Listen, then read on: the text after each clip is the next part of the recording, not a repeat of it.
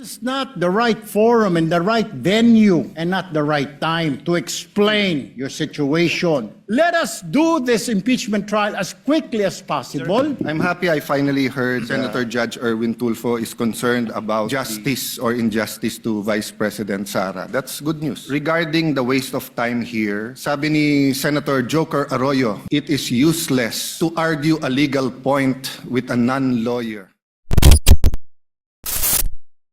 Maraming salamat po sa ating tagapamahalang hukom at sa ating pong Ginoong Pangulo. Nais ko lamang pong basahin ng napakaigsing manifestasyon po. The gentleman may proceed with his manifestation. Maraming salamat po.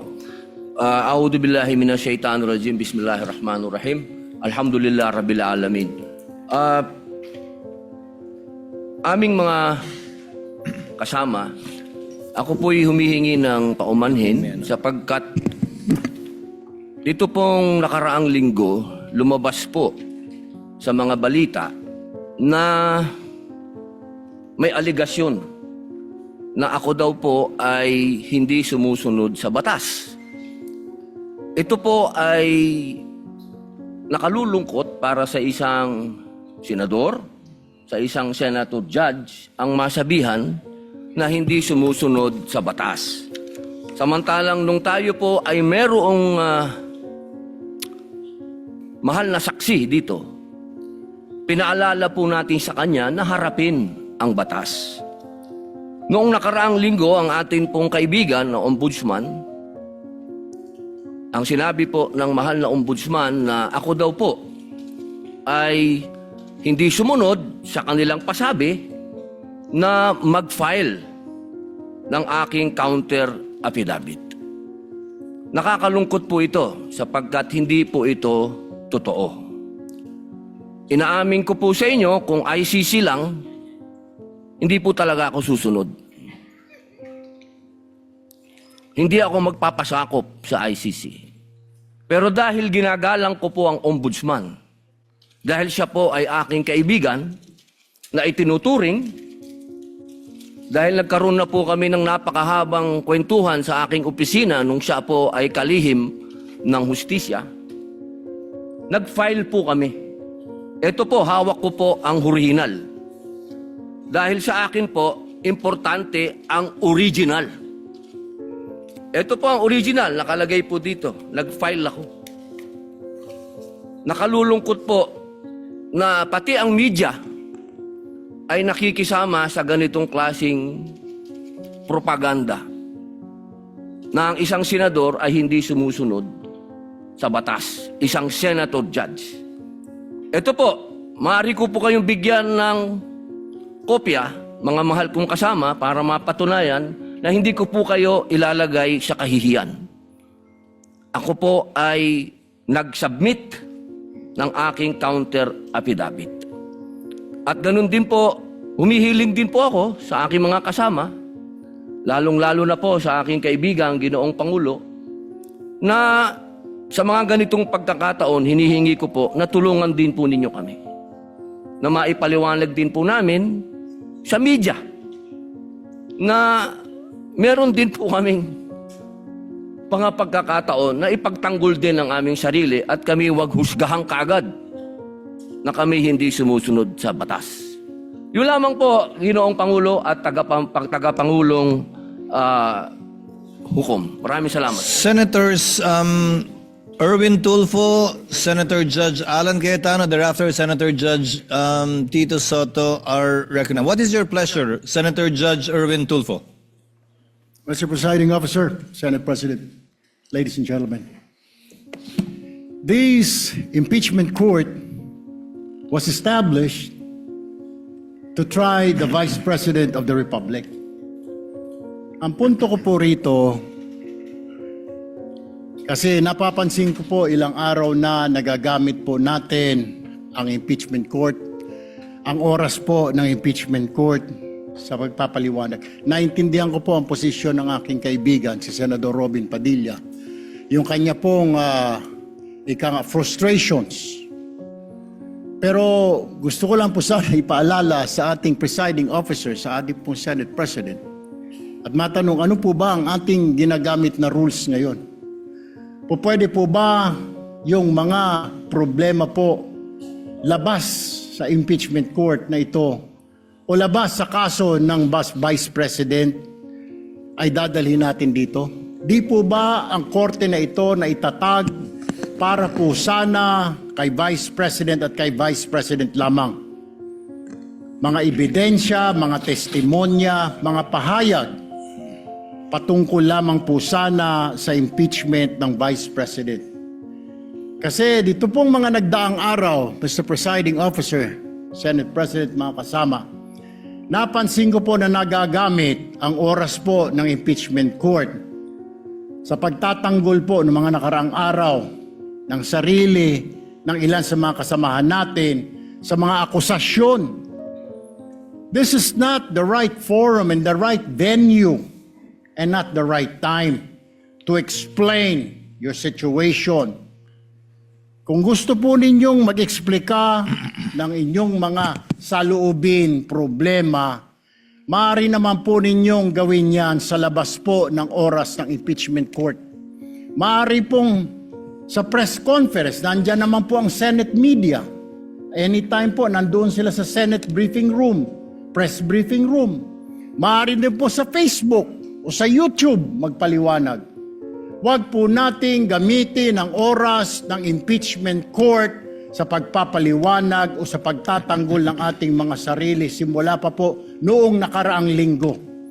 Because the time we waste here to defend ourselves, defend what we believe or what have you, is an injustice to the Vice President.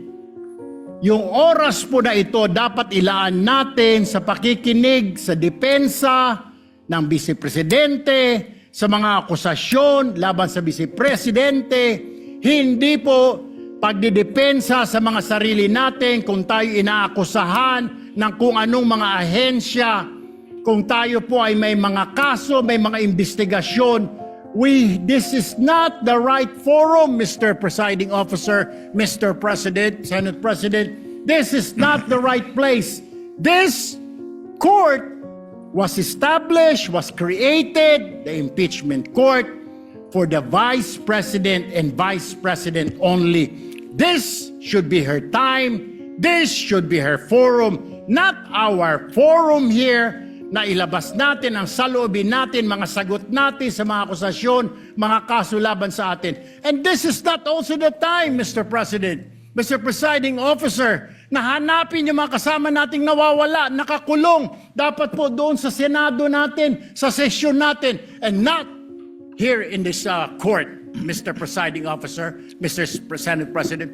Kaya pakiusap ko lamang po sana sa ating mahal na Presiding Officer and Senate President, let us follow the rules. May rules ho tayo.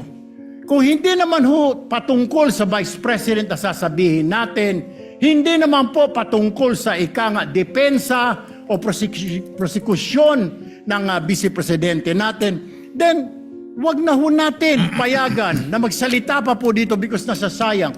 Because every minute, every hour that we waste away from the defense or from the prosecution of the case of the Vice President, it is injustice. It is called injustice to the Vice President, to her family, yung anguish, yung kanyang sama ng loob, yung oras na nakabinbin ang kaso na ito. Let us do this impeachment trial as quickly as possible.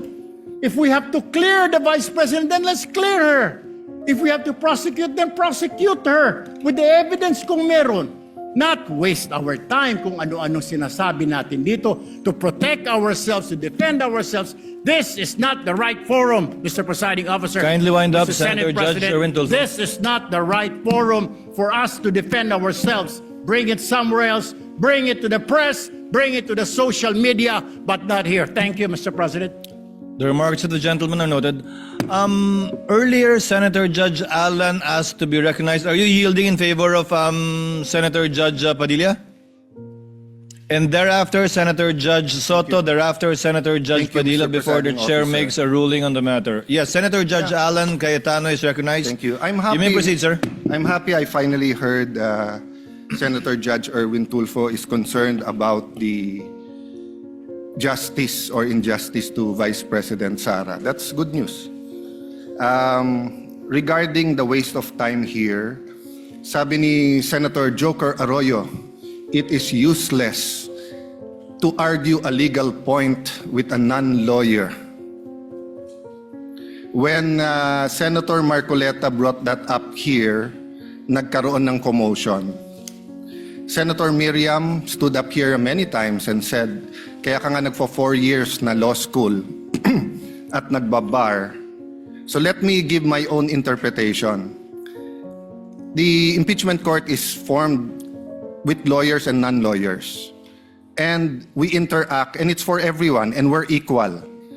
But if there's an engineer here or a doctor, and they talk about medical principles, I have to either study and argue on medical principles.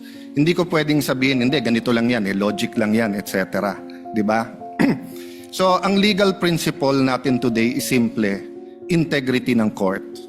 So, allow me to mention that to the people and help educate my colleague here. The integrity of the court and the justices or judges is always relevant. So if the Supreme Court or COMELEC, Court of Tax Appeals, Sandigan Bayan is being heard and the judges are being threatened, you give them time. So we cannot take the impeachment out of context. May nangyayaring flood control scandal, may nangyayaring gulo sa Team Unity na hindi na united ngayon. We consider Senator Marcoleta and Senator Jinggoy political prisoners, weaponized yung Blue Ribbon Committee at weaponized yung ano. So Mr. President, hindi tama na sabihin na I wasn't, after we brought up the problem with NBI, they doubled down, naggumawa pa ng task force. I mentioned 2 colleagues sa Salian, I didn't accuse them. Sabi ko lang, just like Vice President Sara, just because tumaas ang Salian, can we already ask for the BIR, for the AMLA and the bank accounts? So sabi ko, yan ang i-discuss namin sa Monday. Nag-react na, nag-accuse. I did not take up your accusations here today. Si Secretary Vince Dizon, 3 beses na nag-verify sa Taguig. Sinabi na 3 beses na walang ghost. Ngayon, i-verify ulit. I wasn't going to bring that up, but then i-question ninyo si Senator Padilla. It was all over the news na hindi niya inintindi or he snubbed the ombudsman. I was going to stand up before Senator Erwin stood up just to say, may registered mail. So nung una pa lang, 5 minutes si Senator Tulfo, so I'll take the 5 minutes also if you don't mind. The gentleman may proceed and Yes. kindly be mindful of the time. Yes, I will now. So I'm just saying, Senator Padilla just stood up to say, sumusunod siya sa batas, tapos. Kaya humaba to, dahil nga, hindi importante ata dito yung integrity ng judge. Lastly, kaya sinabi kong it's useless to argue a legal point. Ilang beses ko na narinig dito. It's our job to clear or prosecute the Vice President. Hindi po. It's our job to try and to decide. It's the prosecution's job to try to prosecute, and it's the defense job to convince us na wala. Our job is to try and to decide. And when you decide, you acquit or you convict. Why is that important? These are legal terms. Hindi pwedeng yung nanonood na law student ngayon sasabihin, trabaho pala ng judge to clear or to prosecute. Thank you, Mr. Presiding Officer, Mr. Senate President. Thank you, Senator Judge Alan Cayetano. His remarks are noted. Senator Judge Soto, thereafter, Senator Judge Padilla, thereafter, the presiding officer shall make a ruling. You may proceed, sir. You have 2 minutes.